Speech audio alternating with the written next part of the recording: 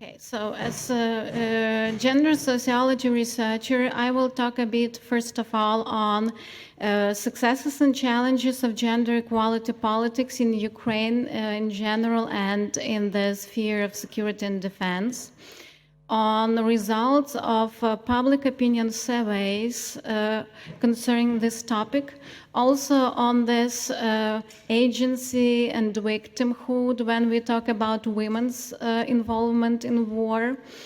And I want to stress the legacy of resistance since 2014, because war in Donbass started 8 years ago, and results of this resistance you see now. Also, I will talk on different forms of resistance. First of all, military one, but also I will mention volunteer, community, cultural, and symbolic resistance. And I do believe that via analysis of women's participation in the war, it's possible to understand better why Ukrainian society and Ukrainian armed forces resist this terrible invasion, and to understand this puzzle, because when, as you may remember, when invasion started, a lot of people, especially abroad, they expected that Kyiv, Ukraine, will be occupied very fast. But you see now there are already 8 months of resistance, and women take a very active part in it. When we analyze women's involvement in war, in literature on gender and war and gender and nationalism, because actually the war in Ukraine is about national building, and for centuries Ukraine was fighting for its national independence. Women are very often perceived, first of all, as victims of this resistance, as those who suffer and who are expected to, who suffer from violence and who are more vulnerable groups. At the same time, I think that it's important to rebuild, to challenge this more Western scholarship on gender and war, and to look on women's involvement more through agency. And as women, as actors of resistance, as those who actively participate in different forms of activities, and you know, as a result of invasion, majority of refugees are women. And sometimes for people from Europe, it's difficult to understand why women don't behave and they don't look as traditional victims of war. Why for them it's not, they don't want to be perceived as victims, but those who are ready to resist and to participate in the support of Ukraine and in different forms. And in my lecture, I stress more on resistance, even though I recognize that, yes, women are victims, and they are those who are taking care of children, elderly, disabled, and who have this double burden of both work and reproductive labor. When we look in general on development of Ukrainian society after collapse of Soviet Union, so as for gender equality implementation policies, Ukraine, compared to other former Soviet Union countries, I would say is far ahead. Gender equality is guaranteed on the national level and in the Constitution of Ukraine, but also for more than 15 years in Ukraine, there is law on ensuring equal rights and opportunities of women and men. Also, Ukraine ratified all major international level legislation concerning gender equality, Convention on Elimination of All Forms of Discrimination against Women, CEDAW. Recently, after invasion, our big victory was that in July this year, Ukraine finally ratified Council of Europe Convention on Preventing and Combating Violence Against Women and Domestic Violence, so-called Istanbul Convention. It was around 10 years away to ratify this very important document. In the security sector, of course, Ukraine signed, ratified United Nations Security Council Resolution 1325 on women, peace and security, and currently there is in action the second national action plan for the period till 2025. That Ukraine developed in October 2 years ago. And in the situation of current invasion, of course, this document is very important and it pays large attention on women's integration in the security and defense sector. And when we, in my scholarship, I analyze women's participation from Euromaidan period 2013-14, and I think that this revolution of dignity was very important for Ukrainian civil society and women to, first of all, to criticize publicly some problems with inequality and sexism in protest space, and to reclaim visibility, recognition, and respect as revolutionaries and volunteers. And when war in Donbass started, women joined front lines as volunteers, journalists, medical staff, and also as military in different volunteer battalions, and also on combat positions. And for last 8 years of war, there were a number of changes in the military sphere, security and defense sector, that women and grassroots women activism actually caused. And to explain a bit more on these changes, I want to present very briefly our public sociology project in a Visible Battalion that started from 2015 when Maria Berlinska, who was alumna of my university, Kyiv-Mohyla Academy, and who was organizing a reconnaissance for the armed forces, she came to ask for help to do sociological study about women's situation in the military. In 2015, in Ukraine, it was still paternalist legislation in labor market in general, because there were around 700 professions forbidden for women. It's actually Soviet legacy legislation of paternalism towards women, and in the military, of course, there were even more problems because military legislation is based also on civilian legislation.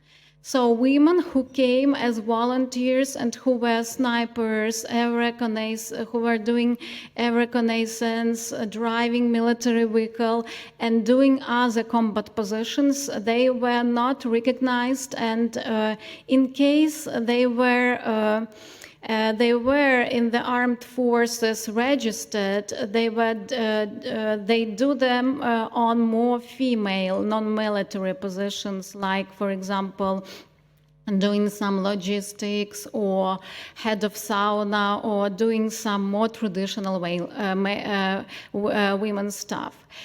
So in our sociological study on women's participation in military operation in anti-terrorist operation, we interviewed around 50 women and more than 10 men, a number of experts, to demonstrate the problem of gender discrimination in the military.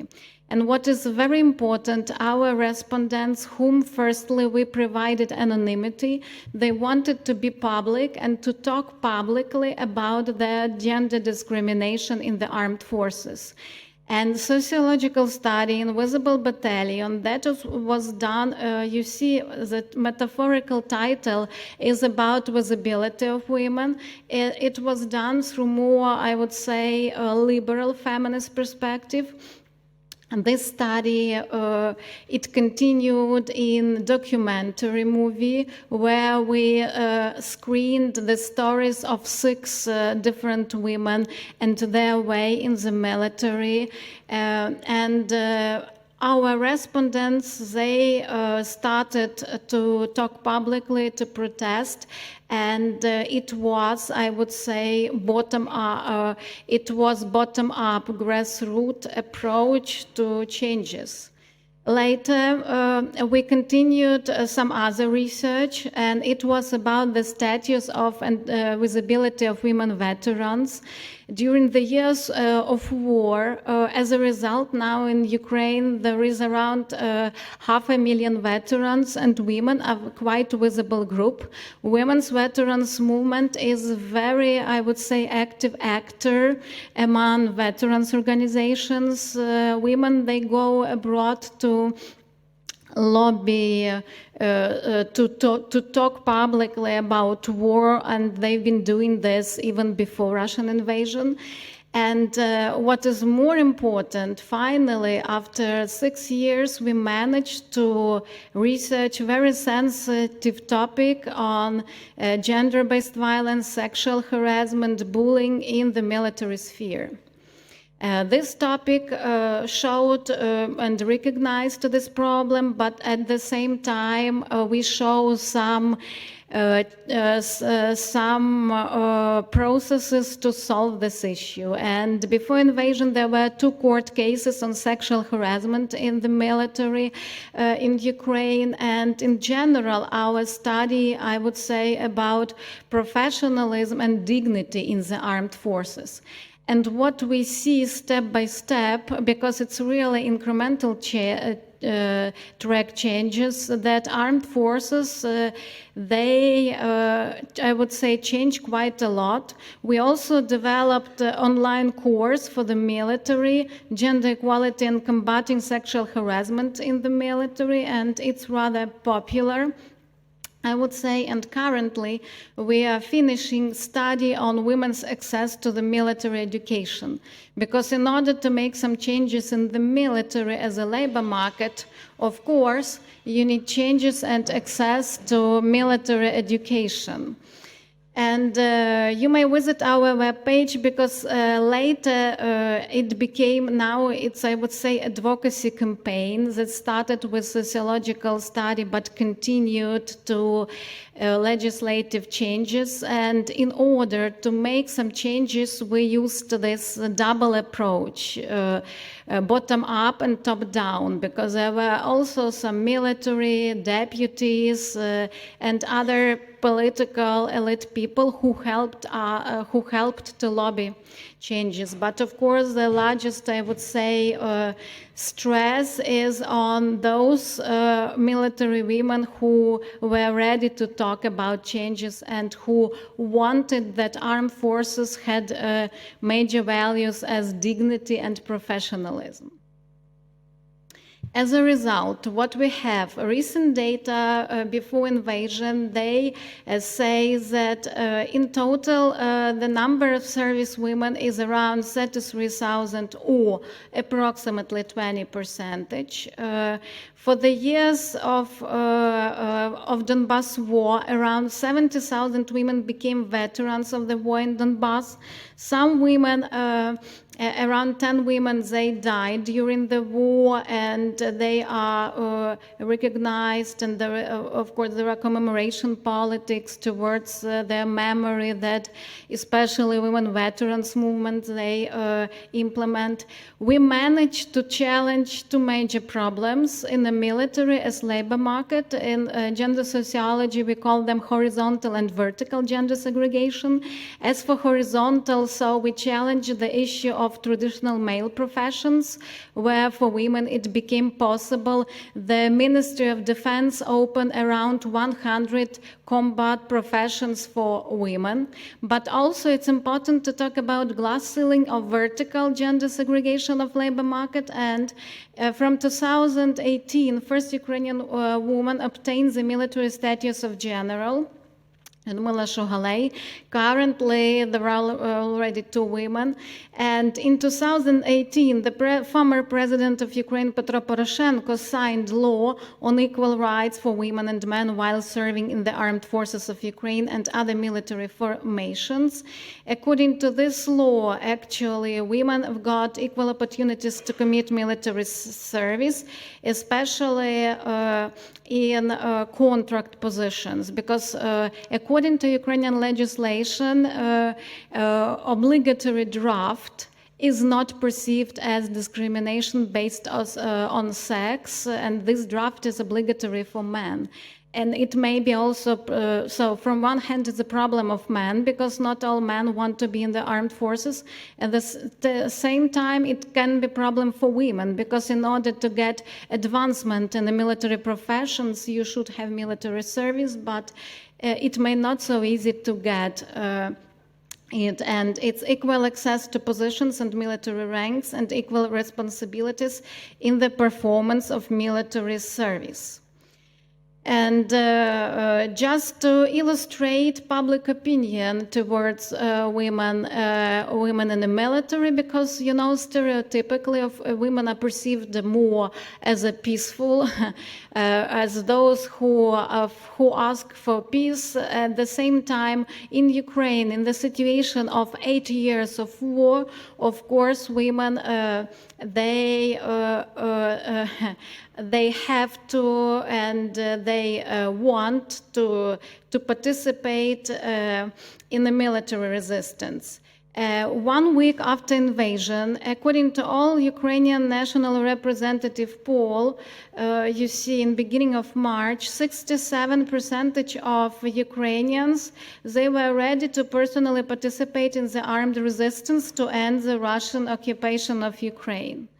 And among them, women, around 60% of women. And of course, it's so it doesn't mean that all these women are doing this, but they replied that they are ready to do this. And when invasion started, and we see that more and more women they were ready to join territorial self-defense, even in the situation of lack of equipment and infrastructure in general for women and men. And of course, very often men were chosen in the situation where there is lack of ammunition for both.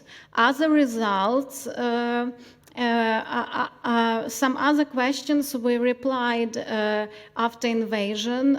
For example, Ukrainian society was asked, women should be granted equal rights with men to work in the armed forces of Ukraine. It's actually a policy that is already implemented officially. And in 2018, you see the results from 4 years before and in April after invasion. And in general, the percentage of those who agree completely or rather agree, it increased, and in total, it's around 80%. And you see that percentage of those who are difficult to say, it decreased quite a lot. And in general, society supports the idea of equal rights and opportunities for women and men in the armed forces. Another very, I would say, the issue of discussion, which type of armed forces should Ukraine develop? Should develop, and the same question was asked 4 years ago and after invasion. And actually, the most popular answer is the same: enlistment of both men and women, only voluntary by contract. So professional contract-based armed forces is the most popular answer for Ukrainian society. Conscription of all men and only some women. It's somehow the Ukrainian way now. It's much less popular. Conscription only of men, you see, it's also not very popular. So-called Israeli way, some people debate that we should, as far as this war could be endless and it's constant threat from Russia, so we should implement Israeli way, but of course it's an issue of time and resources. A conscription of all men and all women, it's not a very popular answer, but it increased almost twice for the last 8 years. And you see in this situation, the difficult to say percentage or refusal to answer is very low.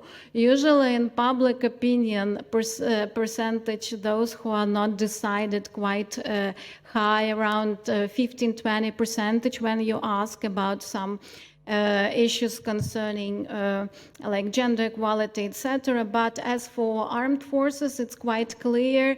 And I would say that for last 8 years, actually, the idea is to implement this type of armed forces where professionalism and dignity, I would say, are major values. To summarize successes of gender equality implementation in the security sector, it's access of women to military occupations, among them combat ones, and it's interesting actually to see some historical trends, because when some historical legacy, and we've seen it in our study, when you compare with Second World War, women were used by state also as reserve labor force. When it was necessary, all women, women were integrated into armed forces, and they were taking different military professions like snipers, and some famous women like sniper from Odessa, from Ukraine, Lyudmila Pavlyuchenko, were used by state as an icon of resistance, and also were coming to US to ask for Americans, to help to come. And we also, in our studies, we had the similar notions that when women, but later, when women became veterans of the Second World War, probably you read this book of Svetlana Alexievich, with interviews with female veterans. They were mainly forgotten, and they were ashamed what they've been doing in the war. Our respondents in the first study, they had the similar, problems, and so it's very important to criticize this position of state, and it's very important. I would say that Ukrainian military women, they had possibility to do this and to make some changes. It's recognition of female veterans, gender equality in military legislation, improved protection of women from gender-based violence, sexual harassment in the military. It's access to military education that happened around 4 years ago. The most prestigious military college, named by Ivan Bogun in Kyiv. It's actually the first girls, they entered this college, and they already finished it, and it's very important also to integrate women better to military education institutions. It's gender trainings and education for staff. You can't believe, but in Ukraine, changes and gender equality in the military started after Orange Revolution and from Yushchenko presidency. Because for example, the first gender advisors of Ministry of Defense were started in 2006. So around more than 15 years ago, this mechanism was already started, and currently there are around 70 gender advisors in Ministry of Defense, how to integrate women women and men, because of course gender inequality is also bad for men. And it's a possibility and attention to sociological research. For us, as scholars, it's very important that some reforms in the state could be done based on some studies. And it's very important to communicate, yes, with different actors of reforms to have some changes. And as for other forms of not only military resistance, as I say, in Ukraine, women who in general support peace, they are forced to ask for weapon. And you could see here our the person who started this Invisible Battalion campaign, Maria Berlinska, volunteer, women's rights advocate. So she's going, for example, to US to ask for heavy weapon for Ukraine in the situation of this invasion. Also, another activism is connected with human rights, with documentation of war crimes. And here it's only, I don't have time to provide the whole variety of involvement. Only some examples. Aleksanteri Matveitchuk, Tribunal for Putin Coalition coordinator, very recent Nobel Prize winner. As a human rights activist, she forced also in her public speeches to ask for heavy weapon. And there is this hashtag Arm Ukraine Now, where actually men and women, they ask for this because it's a very important topic. And another issue is, of course, feminist debates about women, peace and security. And it's another, if you have some questions, I may reflect on this, but even radical and critical feminists of Ukraine, they say that pacifism kills, that they explain in their articles why feminists, they must lobby for air defense for Ukraine, and different activists, they used this hashtag Arm Ukraine Now to ask for heavy weapon and to criticize Western feminists who write some collective letters about peaceful solution of this problem. Also, women as those who were forced to escape Ukraine, they all over the Europe and world, they organize different protests. It's an example of protest where I, as a refugee scholar in Berlin, was participating about embargo to Russian gas and oil, so different volunteer activities. Another important issue is, of course, culture. And if you follow Eurovision Song Contest, you may know that Ukrainian band Kalush Orchestra won with Stefania's song. And this song contributes to the visibility of tens of thousands of Ukrainian female soldiers who defend their country, their home, and their children now. And another, just some examples of resistance were in, I would say, in a culture with humor. You may notice, especially compared with Euromaidan, that despite this terrible invasion, Ukrainians use a lot of humor in their resistance and defense, and there is very interesting gendered and feminist image of which in Ukraine, Kyiv, the capital, was perceived as a, I would say, as famous place for witches. And there are a number of examples like this self-made poster where female Ukrainian witches, they say, "Girls, let's close the sky." This poster became popular in March, April, where sky defense and shelter the sky hashtag was very popular. And even so, even military girls, they use these notions of witches, witchcraft, magic, of this humor I would say, to resist. Another example is of cultural symbolic resistance. It's actually a popular witch spell song enemy written in the form of witch spell against enemies that was published in internet on April and became very popular, and there is link on clip.